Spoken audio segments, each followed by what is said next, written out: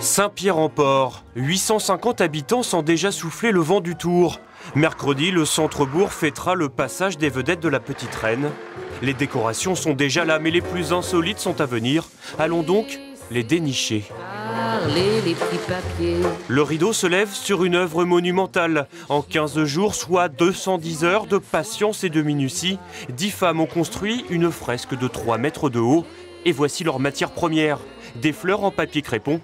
Il y en a 50 000. Je crois qu'on n'a rien oublié.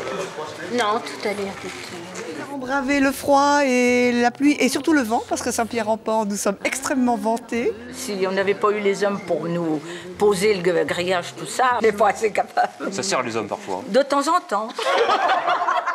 Les hommes, justement, les voici. Ils préfèrent manier le feutre pour embellir 3 autres fresques, dont celle-ci ornée d'un tableau. L'œuvre rappelle que le Tour fut de passage à Saint-Pierre-en-Port il y a très longtemps, en 1926. Les deux choses qui symbolisent le plus le village sont les falaises, qu'on peut voir là, et l'église.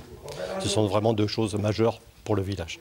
Voilà. Donc ça représente le passage de 1926 à 2012. Ces 4 fresques quitteront le hangar mercredi. Elles seront solidement installées dans le village le jour même, juste avant le départ de l'étape.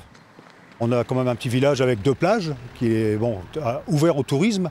Et le but, c'est de faire un peu parler de nous et faire voir également notre village à l'étranger. Ça serait très bien d'être vu par les hélicoptères. En attendant, la plus grande attention est accordée à ces œuvres. Il ne faudrait pas gâcher cet hommage très particulier aux coureurs du Tour de France.